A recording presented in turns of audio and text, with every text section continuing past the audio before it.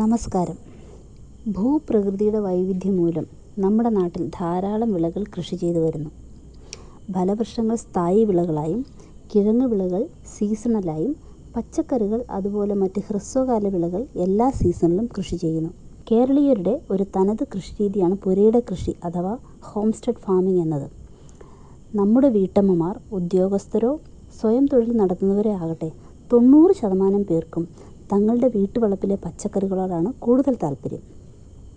അതിൻ്റെ കാരണം വിദ്യാസമ്പന്നരായ നമ്മുടെ വീട്ടമ്മമാർ വിഷരഹിത പച്ചക്കറികൾ തൻ്റെ കുടുംബത്തിന് നൽകണമെന്ന ഉദ്ദേശം ഉൾക്കൊണ്ടതുകൊണ്ട് തന്നെയാണ്. അവർ കൃഷി ചെയ്യുന്നതോടൊപ്പം തൻ്റെ കുടുംബാംഗങ്ങളെ കൂടി കൃഷിയിലേക്ക് കൊണ്ടുവരുന്നു. മനുഷ്യൻ്റെ ആരോഗ്യത്തിനും രോഗപ്രതിരോധ ശേഷിക്കും ഒരു ദിവസം 300 ഗ്രാം പച്ചക്കറിയെങ്കിലും ഭക്ഷിച്ചിരിക്കണമെന്നാണ് ഇന്ത്യൻ മെഡിക്കൽ കൗൺസിലിൻ്റെ നിർദ്ദേശം.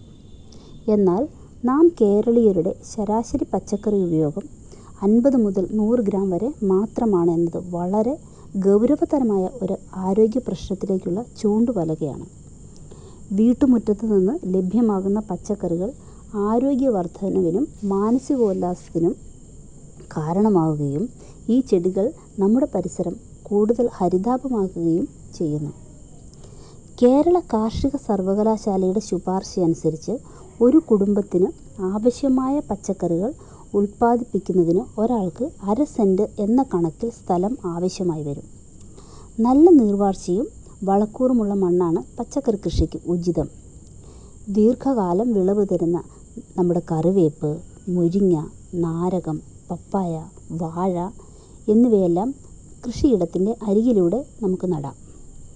തണൽ ലഭിക്കുന്ന സ്ഥലത്ത് ഇഞ്ചി, മഞ്ഞൾ, ചേമ്പ്, കാച്ചിൽ, ചേന എന്നിവയും നടാം. പന്തലിടേണ്ട വിളവുകൾക്ക് പന്തൽ നാട്ടുവാനായി നമുക്ക് മുരിങ്ങയോ അകത്തിക്കീരയോ ഒക്കെ നടാം. വേലിയായി മധുരച്ചീരയുമാവാം. നമുക്ക് ഒരുപാട് തരം പച്ചക്കറി വിളകളുണ്ട്. വ്യാവസായിക അടിസ്ഥാനത്തിൽ ഒരുപാട് വിളകൾ കൃഷി ചെയ്യുന്നുണ്ടെങ്കിലും നമ്മുടെ പരമ്പരാഗതമായ വിളകളും അവയുടെ ഇനങ്ങളും വംശശോഷണം വന്ന് നശിക്കാതെ സംരക്ഷിക്കേണ്ടത് നമ്മുടെ ഓരോരുത്തരുടെയും കടമയാണ്. ഈ അടുക്കളത്തോട്ടങ്ങൾക്ക് നമ്മുടെ നാടൻ വിളകളിലെ ജൈവ വൈവിധ്യം സംരക്ഷിക്കുന്നതിലുള്ള പങ്ക് നമുക്ക് പരിശോധിക്കാം. നാടൻ വിളകളും വിളയിനങ്ങളും പ്രകൃതിയോട് മല്ലിട്ട് ഉരുത്തിരിഞ്ഞ് വന്നിട്ടുള്ളവയാണ്. അതുകൊണ്ട് തന്നെ അവയ്ക്ക് അതിൻ്റേതായ ഒരുപാട് ഗുണഗണങ്ങളും കൂടാതെ പ്രത്യേക ഒരു രുചിയുമുണ്ടല്ലോ. ഒന്നാമതായി അവയുടെ വിത്തുകൾ നമുക്ക് കാലാകാലങ്ങളിൽ നമ്മുടെ തൊടികളിൽ തന്നെ സംരക്ഷിച്ചു പോരുന്നു. രണ്ടാമത്, വിത്തുകൾ നമ്മുടെ സുഹൃത്തുക്കളിലേക്കും മറ്റും കൈമാറ്റം ചെയ്യുന്നതിലൂടെ കൂടുതൽ കർഷകർ ഉപഭോക്താക്കളായി മാറുകയും അവ പുതിയ കാലാവസ്ഥയ്ക്ക് അനുയോജ്യമായി തീരുകയും ചെയ്യുന്നു.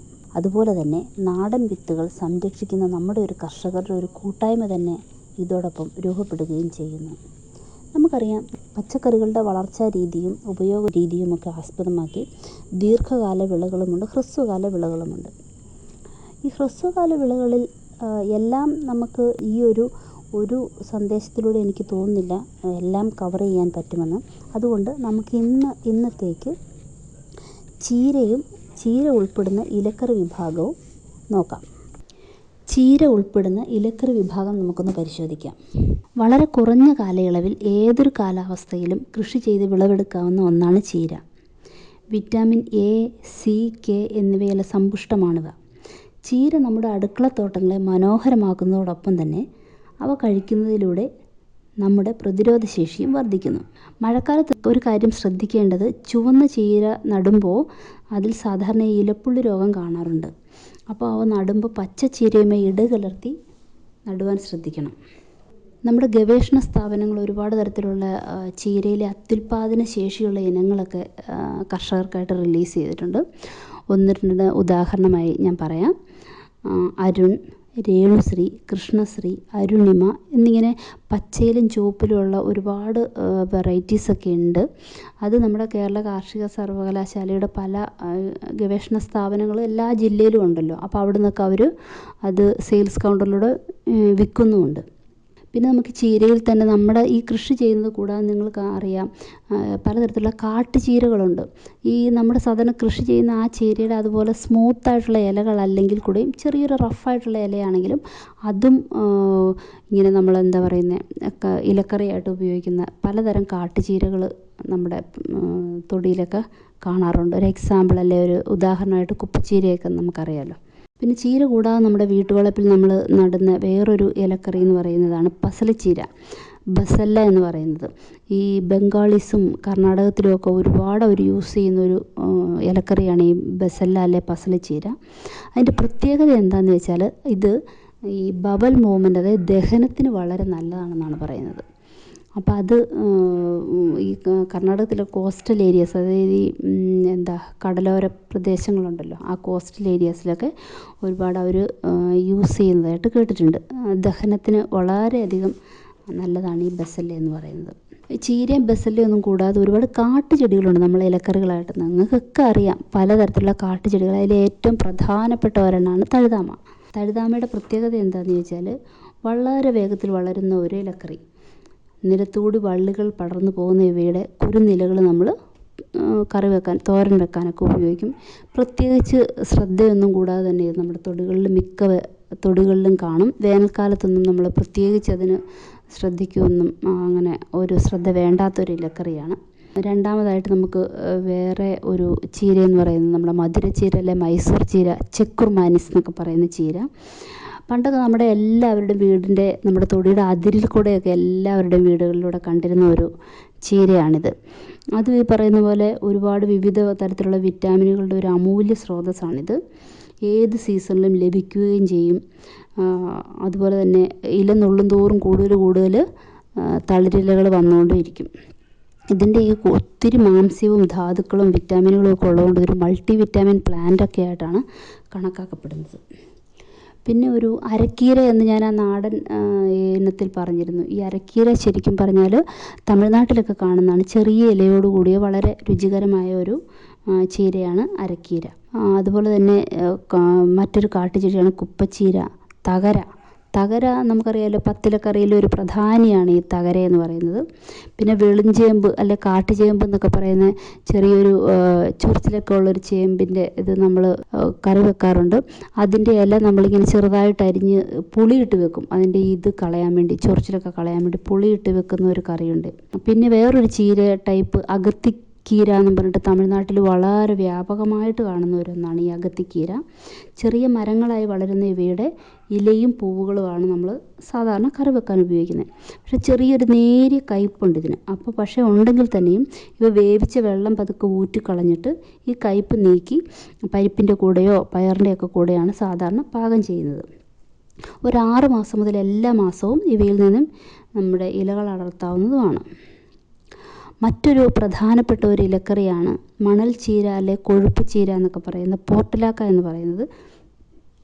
ഇതിൻ്റെ പ്രത്യേകത എന്താണെന്ന് വെച്ചാൽ നമ്മൾ ഈ ഒമേഗ 3 ഫാറ്റി ആസിഡ് എന്ന് പറയുന്നത് നമ്മളുടെ പ്രതിരോധശേഷി, മനുഷ്യരുടെ ആരോഗ്യത്തിൻ്റെ ഒരു പ്രതിരോധശേഷി നൽകുന്ന ഒരു പ്രധാനപ്പെട്ട ഒരു ഘടകമാണ് ഈ ഒമേഗ 3 ഫാറ്റി ആസിഡ്. അത് നമുക്ക് കേട്ടിട്ടില്ലേ, മത്തിയും അയലയൊക്കെ കൂടുതൽ കഴിക്കണം, മത്തിയിലൊക്കെ ഒരുപാടുള്ള ഒരു ഇതാണ് ഒമേഗ 3 ഫാറ്റി ആസിഡ് എന്ന് പറയുന്നത്. അത് ഉള്ള ഒരേ ഒരു സസ്യം, അതൊരു വെജിറ്റബിൾ ഇതാണ് ഈ മണൽച്ചീര എന്ന് പറയുന്നത്. അപ്പോൾ മണൽച്ചീരയും വളരെ പ്രധാനപ്പെട്ട ഒരു ഇലക്കറിയാണ്. പിന്നെ മറ്റുള്ള കാട്ടുചെടികൾ എന്ന് പറയുന്നത് പൊന്നാങ്കണ്ണി ചീര, ചെറിയ ഇലയോട് കൂടിയുള്ള പൊന്നാങ്കണ്ണി ചീര നമ്മൾ ഉപയോഗിക്കാറുണ്ട്. കുടങ്ങൽ വെച്ച് ചമ്മന്തി അരയ്ക്കാറുണ്ട്. അപ്പോൾ ഈ കുടങ്ങലും പൊന്നാങ്കണ്ണി ചീരയൊക്കെ നമുക്ക് ചെറിയൊരു നന വേണ്ടി വരുന്നുണ്ട്. കാരണം ഇതൊക്കെ നമ്മൾ കൂടുതൽ ഈ പാടത്തിൻ്റെയൊക്കെ വരമ്പിൽ കൂടെയും സൈഡിൽ കൂടെയൊക്കെയാണ് നമ്മൾ സാധാരണ കാണാറ്. പിന്നെ ഒരിത് നമ്മൾ ഇലക്കറി ഉപയോഗിക്കുന്നത് ഞാൻ മുരിങ്ങയിൽ തന്നെ ഇലമുരിങ്ങ എന്ന് പറയുന്നൊരു പ്രത്യേക തരത്തിലുള്ളതുണ്ട്. കാരണം അതിൻ്റെ ഇലകൾ കായ വരത്തില്ല, ഇലകളാണ് അത്. അതിൻ്റെ ഇല വളരെ രുചികരവുമാണ് ഇലമുരിങ്ങ എന്ന് പറയുന്നത്. അത് നമ്മുടെ തൊടികളിൽ നട്ടു വളർത്താവുന്നതാണ്. പിന്നെ ഇത് കൂടാതെ കൊടിത്തൂവ, നിങ്ങൾ ചൊറിയണം എന്ന് കേട്ടിട്ടില്ലേ, അത് കറി വെക്കാൻ ഉപയോഗിക്കും. ചുരക്കയുടെ ഇല. പിന്നെ നമ്മൾ സാധാരണ കാണുന്ന പറഞ്ഞാണ് സാമ്പാർ ചീര അതുപോലെ തന്നെ പരിപ്പിൻ്റെ കൂടെയൊക്കെ ഇട്ട് തൃശ്ശൂർ ഭാഗത്തൊക്കെ എങ്ങനെയാണെന്ന് വെച്ചാൽ ഈ ഉള്ളിയും മുളകും ഒക്കെ നമ്മുടെ അരകല്ലിലൊന്ന് ഇടിച്ച് ഉള്ളി കാച്ചുക എന്ന് പറയും. അത് ഈ പരിപ്പിൻ്റെ കൂടെ വേവിച്ചിട്ട് ഉള്ളി കാച്ചിയെടുത്താൽ വളരെ രുചികരമായിട്ടുള്ളൊരു കറിയാണത്. പിന്നെ ഉള്ളതെന്ന് പറയുന്നത് നമ്മുടെ മണിത്തക്കാളിയുടെ ഇലയും ഒരുപാട് സ്ഥലത്തൊക്കെ ഉപയോഗിക്കുന്ന ഒരു ഇതാണ്. ഇതൊന്നും കൂടാതെ നിങ്ങൾക്ക് കേട്ടിട്ടുണ്ട് കർക്കിടകത്തിലെ പത്തിലക്കറി കേട്ടിട്ടില്ലേ നിങ്ങൾ? അതിലുള്ള ഈ പത്തിലകളുണ്ടല്ലോ, താള്, തകര, തഴുതാമ, ചേന, കുമ്പളം, ചീര, പയർ, മത്തൻ, കൊടിത്തൂവ, കോവൽ എന്നിവ.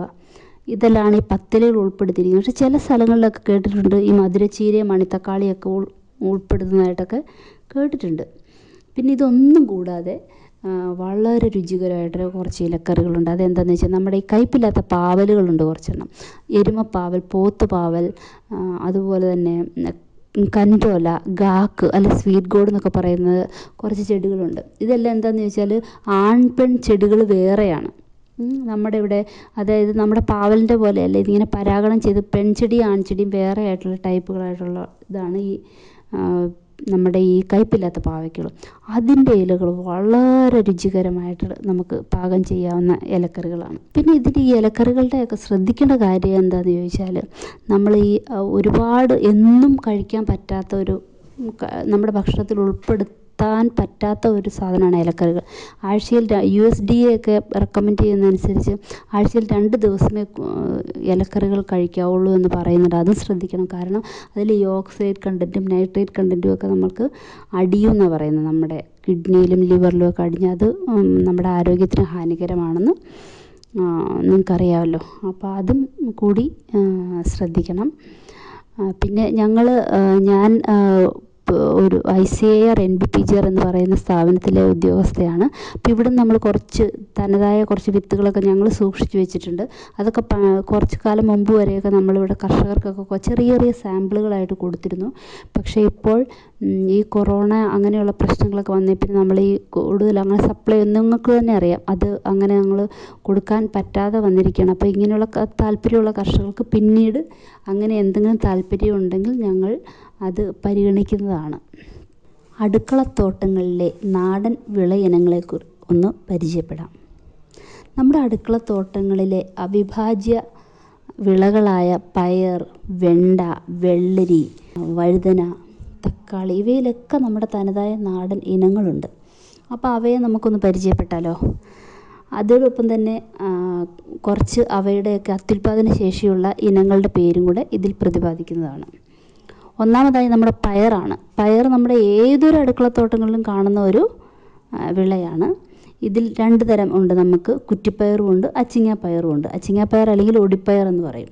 ഇവയിൽ അത്യുൽപാദന ശേഷിയുള്ള ഇനങ്ങൾ എന്ന് പറയുന്നത് ഗീതിക, ലോല എന്ന് പറയുന്നത് നിങ്ങളൊക്കെ ഒരുപാട് കൃഷി ചെയ്യുന്നതാണ്, ഈ കറുത്ത മണിയുള്ളത്. മഞ്ചരി, ജ്യോതിക, കൈരളി ഇച്ചിരി നല്ല നീളമുള്ള ടൈപ്പാണ്. വൈജയന്തി ചുമന്ന ടൈപ്പ്.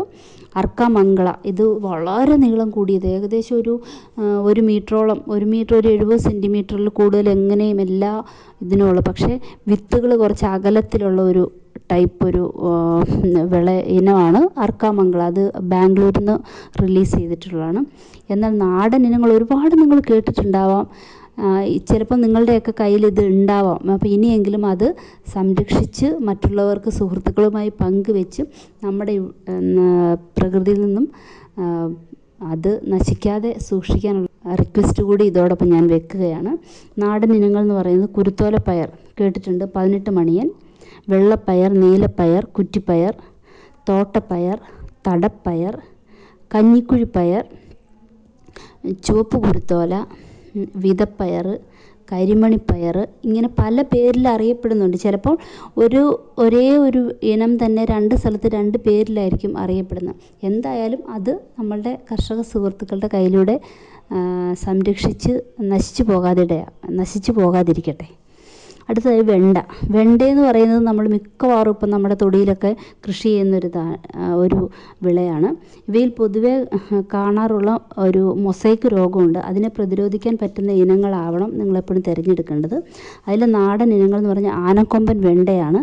അത് ഏകദേശം എങ്ങനെ വന്നാലും ഒരു 50 സെൻറ്റിമീറ്ററിലധികം നീളമുണ്ട്. പിന്നെ കരപ്പുറം വെണ്ട എന്ന് പറഞ്ഞാൽ ആലപ്പുഴ സൈഡിലുണ്ട്. മരവെണ്ടയുണ്ട്. മരവെണ്ടയെന്ന് പറയുന്നത് നമ്മുടെ സാധാരണ വെണ്ട പോലെ അല്ല, എന്നുവെച്ചാൽ കുറച്ചുകൂടെ എന്താ പറയുക ഡ്യൂറേഷൻ കുറച്ചുകൂടെ കാലം നിൽക്കും. നമ്മുടെ മറ്റേതൊരു 3-4 മാസത്തിലൊക്കെ ഇതാണ്, ഇത് കുറച്ചുകൂടെ കാലം ഇതിൻ്റെ കായ തന്നുകൊണ്ടിരിക്കും. അങ്ങനെയുള്ള മരവെണ്ട. ഇതിൽ അത്യുൽപാദന ശേഷിയുള്ളതൊക്കെ നിങ്ങൾ കേട്ടിട്ടുണ്ടാകാം. അർക്ക, അനാമിക, കിരൺ, സൽകീർത്തി, അർക്ക അഭയ്, അരുണ, സുസ്ഥിര എന്നൊക്കെ പറഞ്ഞ് കുറേ ഇനങ്ങളുണ്ട്.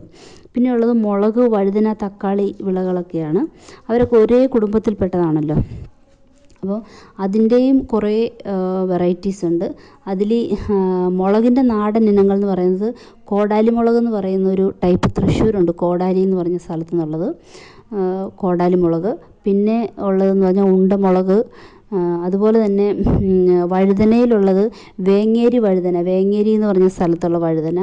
പിന്നെ ഞങ്ങളുടെ കയ്യിൽ അരുണാചൽ പ്രദേശിൽ നിന്നൊരു പ്രത്യേകതരം വഴുതനയുണ്ട്. അതിൻ്റെ പ്രത്യേകത എന്താണെന്ന് ചോദിച്ചാൽ അതിന് കറ കുറവാണ്. അപ്പം നമുക്കൊരു കമർപ്പുണ്ടല്ലോ വഴുതന കറി വെക്കുമ്പോൾ, ആ കമർപ്പ് തീരെ ഇല്ലാത്ത ടൈപ്പ്. അതുപോലെ ഇതിലൊക്കെ തന്നെ നല്ല അത്യുൽപാദന ശേഷിയുള്ള ഇനങ്ങളുമുണ്ട്. മുളകിലാണെങ്കിൽ ജ്വാലാമുഖി, ഉജ്ജ്വല, അനുഗ്രഹ, സമൃദ്ധി, അതുല്യ എന്നൊക്കെ പറഞ്ഞിട്ടുള്ള കുറച്ച് വെറൈറ്റീസ്. വഴുതനയിലാണെങ്കിൽ സൂര്യ, ശ്വേത, ഹരിത, നീലിമ എന്നൊക്കെ പറയുന്ന ഇനങ്ങളുണ്ട്. അതുപോലെ വേറൊരു പ്രത്യേകത ഇതിനുള്ളതെന്ന് പറഞ്ഞാൽ ഈ ബാക്ടീരിയൽ വിൽറ്റ് എന്ന് പറഞ്ഞ ഒരു രോഗമുണ്ട് ഇതിനകത്ത്. ബാക്ടീരിയയുടെ ഒരു കരിഞ്ഞു പോകുന്ന ഒരു രോഗം. അതിൻ്റെ പ്രതിരോധശേഷിയുള്ള ടൈപ്പുകൾ ഇവിടുന്ന്, അതായത് യൂണിവേഴ്സിറ്റിയിൽ നിന്നൊക്കെ ഇറക്കുന്നുണ്ട്. അതെന്താണെന്ന് വെച്ചാൽ കാട്ടുചുണ്ടയിൽ ഗ്രാഫ്റ്റ് ചെയ്ത് ഒട്ടിച്ചെടുത്ത തൈകൾ, നല്ല ഇനങ്ങൾ മേളിൽ വെച്ച് ഒട്ടിച്ചെടുത്ത തൈകൾ ഇവിടുന്ന് കൊടുക്കുന്നുണ്ട്. പിന്നെ അടുത്തതായിട്ടുള്ള വെള്ളരി വർഗ്ഗങ്ങളാണ്. നമ്മുടെ ഇവിടുത്തെ ഒരു ശരിക്കും പറഞ്ഞാൽ അടുക്കളത്തോട്ടത്തിലൊരു നവാഗതനാണ് കുക്കുംബർ എന്ന് പറയുന്നത്. സാലഡ് കുക്കുംബർ ഉണ്ടല്ലോ നമ്മൾ പച്ചയ്ക്ക് കഴിക്കുന്നത്. ആ കുക്കുംബർ ഇപ്പോൾ ഒരുപാട് പോപ്പുലറായിട്ടുണ്ട്. ആ കുക്കുംബറിൽ തന്നെ ഈ കർണാടകത്തിലൊക്കെ ദൊപ്പ സൗത്തെ എന്നൊക്കെ പറഞ്ഞിട്ടൊരു നാടൻ ഇനങ്ങളുണ്ട്. നമ്മുടെ ഇവിടെ സാധാരണ കുക്കുംബർ ഇപ്പോൾ ഈ പുതിയതായിട്ട് വന്ന ഒരു പുതുവിളയായിട്ടാണ് നമ്മളെല്ലാം കൃഷി ചെയ്ത് തുടങ്ങിയത്. പിന്നെയും കൂടുതലും കർഷകരതൊക്കെ പോളി ഹൗസിലും അങ്ങനെയുള്ള ഈ നെറ്റ് ഹൗസ് അങ്ങനെയുള്ള സ്ട്രക്ചറിലൊക്കെയല്ലേ സാധാരണ വളർത്തുന്നത്. അതിലും ഉണ്ട് നാടൻ ഇനങ്ങളൊക്കെ. ശരിക്കും നാടൻ ടൈപ്പിന് കുറേ കൂടെ പ്രതിരോധശേഷിയും കണ്ടിട്ടുണ്ട്. അടുത്തതായിട്ടുള്ള വെള്ളരി, നമ്മുടെ കണിവെള്ളരി ഗ്രൂപ്പുകളുണ്ടല്ലോ, അതിലും കുറേ നാടൻ ഇനങ്ങളുണ്ട്. കണിവെള്ളരിയുണ്ട്, പൊനവെള്ളരി എന്ന് പറഞ്ഞ് കാസർഗോഡ് സൈഡിൽ ഒരു ടൈപ്പ് വെള്ളരിയുണ്ട്. പിന്നെ കല്ലൻ വെള്ളരിയുണ്ട്, വയനാടൻ വെള്ളരി. പിന്നെ ഈ കർണാടകത്തിലുണ്ട് ചെറിയ കായകൾ മെക്കിക്കായ എന്ന് പറയും.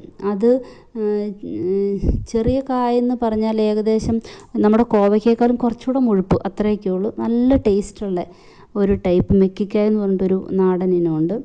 പിന്നെ ഞാൻ നേരത്തെ പറഞ്ഞില്ലേ കുക്കുംബർ, അതിൻ്റെ വേറൊരുണ്ട് മുള്ളൻ വെള്ളരി എന്നും പറഞ്ഞിട്ട് ഒരെണ്ണമുണ്ട് കേട്ടോ. അത് ചെറിയ മുള്ളൊക്കെ ഉള്ള, പക്ഷെ അത് മുള്ള് പോവും നമ്മുടെ എന്താ പറയുന്നത് പറിക്കാറാകുമ്പോഴത്തേക്കും.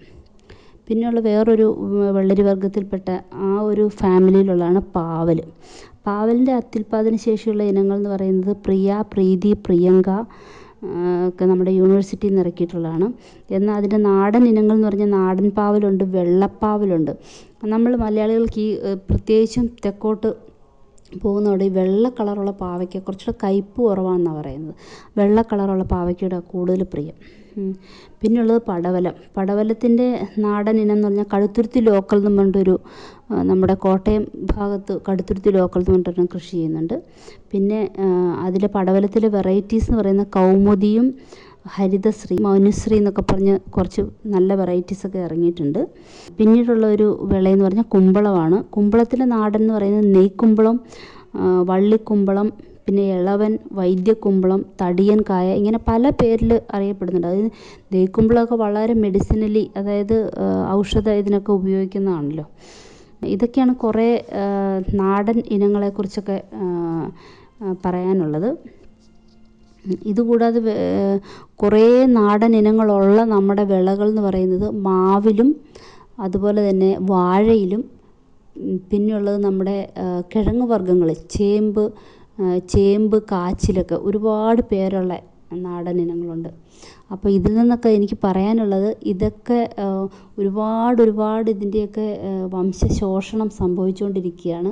നിങ്ങളുടെയൊക്കെ സപ്പോർട്ടും സഹകരണവും ഉണ്ടെങ്കിൽ മാത്രമേ ഇതൊക്കെ നമ്മുടെ പ്രകൃതിയിൽ നിന്നും പോകാതെ സംരക്ഷിക്കാൻ പറ്റത്തുള്ളൂ. ഇതൊന്നും കൂടാതെ ഞാൻ ഈ പറഞ്ഞവയിൽ നിന്നൊക്കെ വ്യത്യസ്തമായി എന്തെങ്കിലും പേരുള്ളതുണ്ടെങ്കിൽ ഞങ്ങളെ അറിയിച്ചാൽ മതി. ഞങ്ങളത് കളക്ട് ചെയ്ത് അത് നശിക്കാതെ ഞങ്ങളുടെ ഇവിടെ ജീൻ ബാങ്ക് ഉണ്ട്, അവിടെ വിത്തുകളായി സൂക്ഷിക്കുകയോ അല്ല ചേമ്പ് ചേന പോലുള്ളവയാണ് ഞങ്ങളതിനെ പരിപാലിച്ച് ഇവിടെ മെയിൻറ്റെയിൻ ചെയ്യുന്നുണ്ട്. അപ്പോൾ അറിയിച്ചാൽ ഞങ്ങളത് സംരക്ഷിച്ച് പോരുന്നതാണ്. ഇത്രയും നേരം എൻ്റെ ഈ സന്ദേശം കേട്ടിരുന്ന എല്ലാവർക്കും നന്ദി.